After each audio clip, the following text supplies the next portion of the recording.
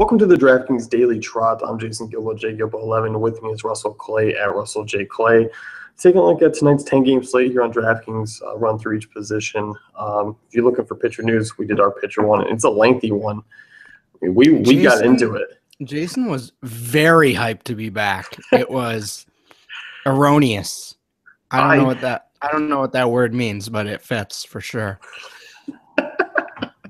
I don't know. I just have everything built up, and I was like, okay, I need 33 minutes exactly. And you come back from vacation, and you're so sophisticated now with your fancy rainy pictures in the background. I don't even know who you are at this stage. Yeah. Still the same old person. I'm still going to use Sunny Gray as a cheap SP2 on GPPs because I hate myself. Gotcha. That's who I am. Way to be transparent. Yeah, no, there's no hiding anything here. Yeah, that's good. Looking at catcher here, and it's a relatively weak night behind the dish. You got a lot of guys in tough spots, and you're kind of taking some shots, down low. I mean, if you were to pay up, Chris Iannetta is usually a guy who you're looking at for value, but being the top price catcher, you look at him. I don't mind the 3,800 price tag. I don't think it's an absolute necessity to get him in your lineups, but he's in a good spot because he does hit lefties, well. And you look at you smiling. He's been really average against right-handed bats. Yeah. And in terms of if Vot does sit today, I kind of like Fegley.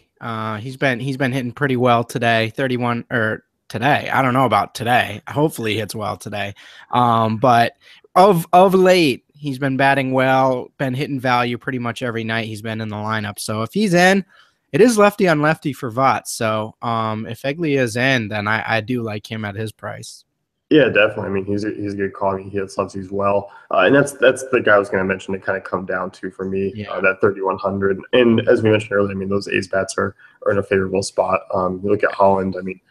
Not good against right-handed bats.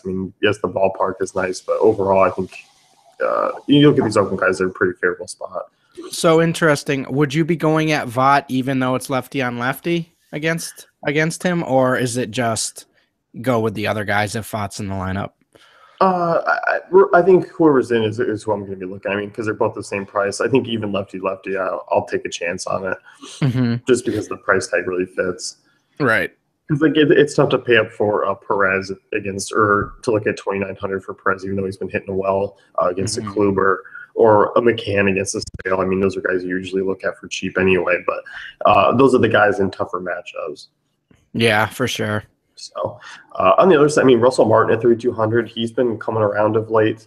I don't mind him against Hellickson. I think he's kind of an intriguing play. I like that Toronto team quite a bit, and that Philly ballpark. It's pretty solid for hitters. Yeah, for sure. And I think moving down here, AJ Pierzynski, 2,500 against Desclafani. You can do it. Anyway, 2,500, 21 on FanDuel. Not that matters on this pod, but I'm cheap on both slates, and a lefty on righty. I like that matchup for him against. If they get to the pitching staff or the secondary pitchers there, I like that as well. Yeah, definitely, and that's a good call. Look at the Atlanta Braves. They've brought out two catchers that have been kind of a value for DFS for most of the season. So, moving on to first base here, and one, you get a couple chances. Jose Abreu at 4,800. He is starting to really come around, which is nice to see. But also that price tag is up a little bit higher. But I do think position-wise, first base is kind of an area to pay up, and you can kind of look really at those top four. I like quite a bit. And Votto kind of comes at that discount against Bud Norris at 4,400. I think he's kind of that guy just because the price considered. I like him a little bit more than the rest. I totally agree. I'm in on Votto. Obviously, you like Ortiz, blah, blah, blah. You like Encarnacion against Hellickson. Again, Abreu, you like that price, but it is bumped up for what he has been doing. I know he had the nice little 2-game stretch there, but before that, he was really struggling. And Votto's just sitting there.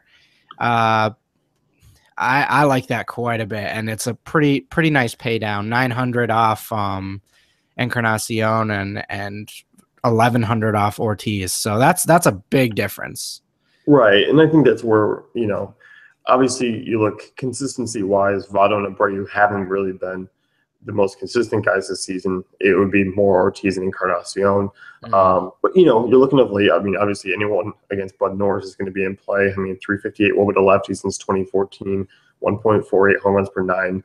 You like a lot of those red bats. And I even think you can kind of look lower and take some shots as far as GPPs go. I mean, your thoughts on the Tigers where this was kind of just a wash either way. You weren't really picking on Sale. You weren't really taking Sale. Right, exactly. So you look at Cabrera, and at 3,900, I could see ways that could work out for you, but those guys in front of him at the higher price tier are much higher floor guys. Because I mean, it could be a 1-for-4 with a single type day for Cabrera. So I do like that in terms of the higher priced guys. And I'm okay. I think Cabrera is an interesting sort of contrarian tournament play, but other than that, you're not really looking at him seriously. Yeah, and I mean, Carlos Santana at 4K is intriguing just because Yoka Candy can be home run prone at times. I mean, Santana, I mean, home run wise, I mean, he's been showing that upside. I mean, 3 over the last 3 games there. I like him at 4K. I mean, there's a lot of ways you can go. I think Freddie Freeman at 3,700 is intriguing. Pujols at 35, Adams at 34. So I think there's a number of different ways you can go there tonight. Adams was the guy I was looking at, but you snagged away from me, you silly little man. No, but yeah, Adams has been awesome of late, and pretty much the entire year. Yeah, I do like that tier. I think if you don't go Votto, you just kind of jump down to there, and you open up quite a bit of room for yourself. So that's where I'm looking. Yeah, no, me too. And I think if you're kind of paying up a pitching, going with Estrada or Kluber or any of those kind of top guys there, you can look at Matt Adams to kind of release some salary, and you're still getting a guy hitting a good spot against a relatively average right-hander at times. Yeah. So I'm just looking at Ryan Howard, man. He's wild. He's like 2 for his last 15, but both of them are home runs. So you're saying there's a chance? No, he's batting 149. That's incredible. And he's getting paid a lot of money. But yeah, I mean, going lower, is there anyone you're really looking at down low here? Adam Lind or no? Daeho Lee, 3,100. I mean, against Smiley, I could see him being a cheap GVP play. I mean, obviously he's got some big time power. I like the upside as well. So obviously a strict GVP play, but he'd probably be the only one. Right. So looking over at second base here, and I can't really see myself paying up for a lot of these options. I mean, as good as Altuve's been against Wainwright, Kinsler against Sale, I'm not quite willing to pay $5K for guys like that. No, I'm not either. I think you take the night off with Altuve.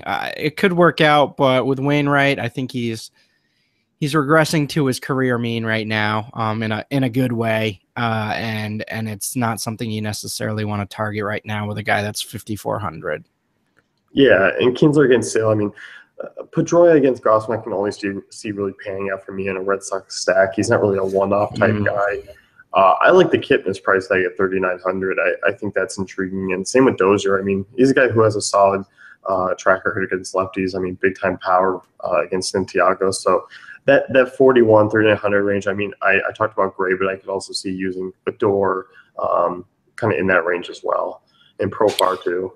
Yeah, no, I like those guys that you mentioned. Again, Profar and Odor in a less than ideal matchup. So I think their ownerships might be down a little tiny bit. So I think you can look at that. And Brandon Phillips against Bud Norris, I mean, you can always kind of go at that as well. Yeah, definitely. So, I mean, I think that's kind of where the range you're looking at. I mean, there's not too many other guys down below that I'm really taking a chance on. What about Johnny Giavotella? I didn't tell you we're end of the Angels lineup fans. This is a pro end of Angels lineup show. So Sponsored by the I forgot. 79 hitters for Yeah, Anaheim. I forgot to tell you that. We got Gregorio Petit as a sponsor, so he's going to be coming on in a few weeks. I don't mind it. I think that Angels offense, and I think that game's going to be pretty friendly for offense. And you Yeah. look at the weather. I mean, a couple balls jumped out there pretty well yesterday, and I think that's going to be starting to happen a little more. Now you're getting into that range where those ballparks start to be a little bit more friendly, and I think that's going to be the case here. Mm-hmm. So, with that being said, I think that's kind of about as low as I'll go is that 3K range. Yeah, that's fair. So, third base here, I like Carpenter up top at 5,100, but I think Josh Dawson really dialed in of late, and I think he's kind of the guy to pay up for if you're paying up at third base. Quick question: What do we think about leverage plays against Kluber, like a one-off in a tournament? Any interest in that in a Hosmer or anything? Or is that something, or just a total avoid no matter what? I think it's an avoid. I mean, I know Kluber's had his ups and downs this season. Like, he's had those games where he's given up 400 or 500, 600 runs, but I don't know, man. It's tough. I mean, they're cheap, but it's a tough way to go. Yeah, no, I hear you. I was just throwing it out there. Yeah, you got to throw stuff out there sometimes. Yeah, no, Donaldson has been a monster of late. Really coming around. Not only with the power, but just consistently getting the bat on the ball. So you have to like that. Even when he's getting out, it's like line drives, power outs. You know what I mean? To the outfielder. So you got to like that, and you continue to throw him in there as a high upside option. Yeah, definitely. And I think you can spin down. I mean, we haven't talked about a lot of White Sox bats yet, but Todd Frazier, I think even though he's a boomer bust guy, but 4,200, I'm willing to take that shot as far as GPPs. I mean, you look at Pelfrey. I mean, Pelfrey's not a good arm. 347 WOBA allowed, pretty average home runs per 9 allowed to righties. So, little strikeout guy. I think Frazier kind of hits it, better in that ballpark. And he's kind of the first guy that I don't mind from this White Sox team because of the price tag. I had a dream about Travis Shaw last night. I found this awesome stat on him that was made him the ultimate DFS play. And I was running around. I don't know why I was running around, because it was on my computer, but it was like everyone could see my computer. And and we were all so joyous together. I don't think that's the case tonight, but 3,900 maybe in a Red Sox stack you could throw him in. Yeah, definitely. I mean, I think the highlight of that play, though, is Danny Valencia, that tier there at 4,100. Yeah, absolutely, against Holland for sure. And in that range, I think you're kind of avoiding Seager tonight against the lefty. Machado, I think he's a decent. I would say leverage play on right, but I don't think his ownership's going to be high enough for that to actually matter. So you're not really crushing the chalk with Machado there. So I don't know if that's as much of an upside play as you'd want it to be. Yeah, I mean, 4,100 is not bad. I mean, obviously it's a nice ballpark. I mean, you look at how good Wright's been. I mean, he limits a lot of power. We've seen that this season. He keeps the ball in the park. So it is tough. I kind of still like Valencia and Frazier a little bit more, a little bit easier matchups for those two. Yeah. And I also kind of like, I mean, you want a low own play. I think Trevor Plouffe at 3,600 against Santiago is kind of the way to go there. Mm-hmm. Yeah, I'm with you. So anyone else lower? I mean, I see I've been gone for 4 days, and Profar got another position eligibility at third base. So he's been moving all over the place. Yeah, man, it's wild. But you still like that flexibility with him. You can pretty much throw him in wherever. Hasn't been doing that great of late, but I mean, you kind of knew he was going to fall off from that crazy pace he was on. But still a good option. Relatively cheap. And he's been batting. We'll see when the lineups come out, but he's been batting leadoff quite a bit. So if he is, then I'm firing away. Yeah, definitely. Looking at shortstop here, and one more guy. Oh boy, Adonis Garcia, been firing away of late. So I think that's a guy we can look at as sort of a punt play at 2,700. Yeah, you're sitting over 300 in the last 10 games, and I mean, you look at that matchup. I mean, it's not a bad one for these Braves bats, and they do come at some value. And Mhm. they've served some purpose as far as value of late. And he's been batting cleanup, so that's kind of a nice opportunity for him. Yeah, definitely. Shortstop here, and overall, I think if you are paying up for me, it's for Xander Bogaerts. I mean, I don't mind Eduardo Nunez for a little bit cheaper. I think if you're kind of looking at some Twins guys and looking to be a little bit different, he fits that bill. But overall, I think Bogaerts is kind of the guy to pay up for. Yeah, absolutely. Against Gaussman, Bogart's bats, fire him in there. Even over Ortiz tonight. So yeah, I do like that. I think a Red Sox stack is in play in sort of a I don't know how high on they're gonna be way. So definitely look at that. Lindor against Kennedy, don't mind that either. And then hey, 3,800. If you're feeling frisky, and by frisky I mean feeling like winning, you got my boy Aledmys Diaz down there against Colin McHugh. Yeah, I mean, he's been crushing. I mean, crushing right-handers this year, and I do think there's a lot of different ways you can go at shortstop. I mean, obviously, I think Bogaerts is the top play, but you're also paying a premium price tag. Absolutely. But you go guys. I mean, you have a Cozart at 3,500. It's not a bad option there. You have a Johnny Peralta at 34. Your superstar Gregorio Petit at 3,200. And as you mentioned, those Twins bats are kind of intriguing. Because of the options around him, I think Nunez might be a little underowned tonight. So maybe go at that, Yeah, I think so too. I mean, I don't mind him, and I mean, he's got some relatively high upside. I mean, he's shown that, and he's hitting pretty well. I mean, you look at him. I mean, he was like the Danny Santana from a couple of years ago, except the price tag jumped much higher than he did. Right. So, another A's bat. I mean, Marcus Semien at 4,100 in play for me. I think these A's kind of catch my eye on tonight's slate quite a bit. Yeah, I'm with you. A's, yeah, as you go through this slate, A's are looking more and more appealing as you go through 1 through 5, really, even 1 through 6. So, yeah, I definitely like those as sort of not necessarily a stack, but I think you can build with pieces of their lineup tonight for sure. Yeah, definitely. I think, for me, you kind of miss out on like the Burns, the Jed Lowry, Coco Chris type guys. But you look at the Valencia, Fagley, build around Davis. Yeah. Right. Yeah, build around those guys. So moving on to outfield here, and my God, the Sox are expensive. 5,600 for Mookie Betts. 52 for Jackie Bradley. Yeah, that's up there, man. I mean, I prefer the Mike Trout, Adam Eaton, Jay Bruce, Duvall Bautista range. I mean, that's just me. You're saving, 900 from Trout to Betts in a good matchup. Yeah. That's crazy. 56. That's like Nolan Arenado at Coors prices. Yeah. So I don't know. That's too much for me. If I'm paying up, I really like Nelson Cruz tonight. It's not a perfect matchup, but lefty on righty, and I really like this matchup for Cruz as an individual. Yeah, I do too. I think he's my preferred if I'm going to that 5K range. As you mentioned, he gets the lefty. He's been really coming around of late, so I like him quite a bit.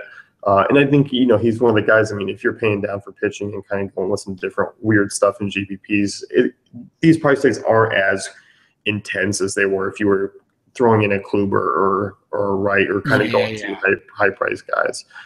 Right, for sure.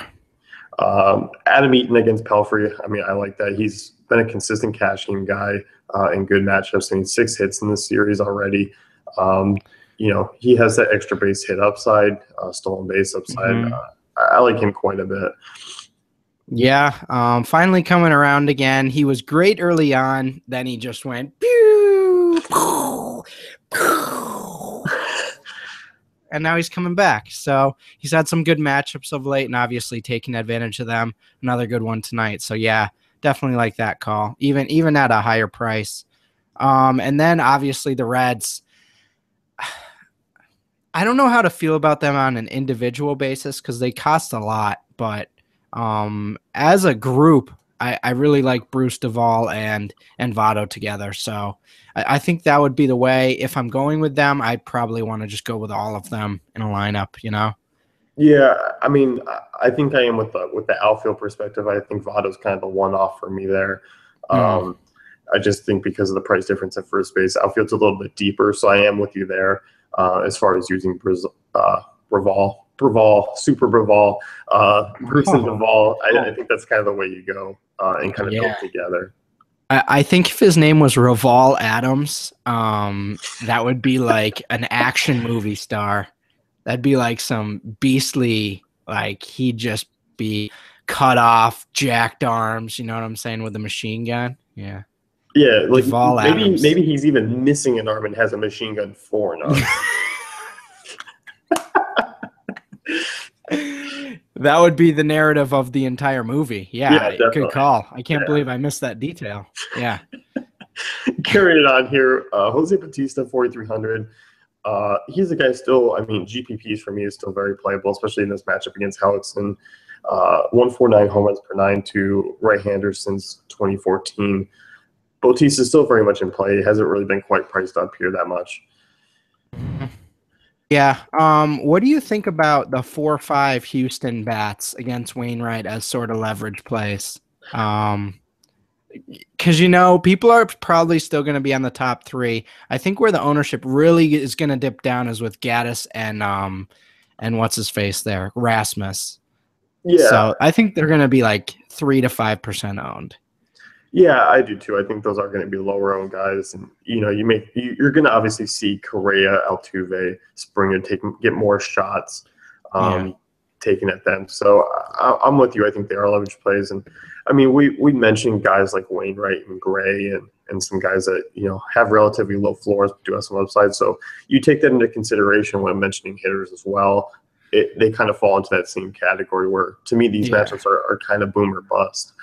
And I think in terms of that matchup, people are going to look at that and like Wainwright, I think. That's just kind of my general guess. I think he's going to be in that 15 to 20% range in tournaments. So if he is, I mean that's some super upside and you're knocking out a lot of lineups if you sort of hit on one of those guys. So Yeah, that's definitely. kind of what I'm looking at there, I guess. Yeah. Another guy at 4,300. I love you on Cespedes tonight against Jeff Locke. I mean, Locke, not a good arm. I mean, Cespedes is kind of relatively the guy to kind of pitch around at this point in that Mets lineup, but still hitting pretty well. And I think at that price tag, he's definitely worth a look. Yeah, I like that call. Not a great matchup for him, and yeah, you just go at it. I'm in. And you were talking about some Angels. I mean, Cole Calhoun at 4,100. Is he kind of a one-off guy for you? Yeah, more of a one-off. I'm not really buying the whole Angels offense, but I do like him. He's been hitting well of late, so throw that in there against a relatively weak arm. Yeah, definitely. And I mean, kind of dropping down below. I mean, Mark Trumbo. I mean, still a GPP play. I mean, obviously that huge home run upside still there, but I think it is a relatively tough matchup, and it's Mhm. going to be one of those boom and bust things. And I think it's one of those. He's at a price tag now where, yeah, he might go 1 for 4, but with that home run, I think that price tag's worth it. You're not quite paying a 4,500 for him, 5K like you were, prior to last week. Yeah, and one sort of guy going down a little bit, 3,100, Ezekiel Correa for the Blue Jays. He kind of snuck into the lineup the other day, and I was like, "Huh, who's this guy?" And he was like 2,500, and now he's slowly moving up the prices, and he's hitting really well right now. They're kind of moving him all around the order. He hit leadoff the other day when Batista was out. So if he's in the lineup, he's a pretty decent option against Hellickson as well. Yeah, no, I definitely agree. I mean, any play that can find their way into a lineup against Hellickson is going to certainly. Fair, fair. I think you can look down. I mean, Corey Dickerson's showing some upside of late. I mean, a couple of Mm, big games, obviously, still kind of moving buzz for me, but 3,300, not a bad option. And kind of that range there isn't really that bad. I mean, you mentioned Robbie Grossman, 3,500. It's still not a bad yeah. price tag for him, though. No, it's not, but it's a big price jump compared to what you were paying just a week ago. So it's more of a bummer than anything else. But yeah, still a decent value for sure.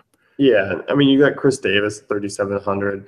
I like Melky Cabrera at 36. I think those are all relatively safe cash game options, and I think you can actually build a relatively strong cash game outfield for under 4K and feel pretty good about it. Definitely. So, I mean, if you're looking to kind of punt with some guys, Franklin Gutierrez at 3K against Smiley is intriguing. Outside of that, I mean, Justin Upton's been always that cheap, but against Sale, that's a tougher matchup that I'm not willing to roll the dice on at all. Right, and again, you're not going at Royals tonight, so Whit Merrifield not in play, but that is a nice price for him. Yeah, it is, and same with Kane. I mean, those guys are cheap, and you'd really, really have to be banking on Kluber having an off night for me.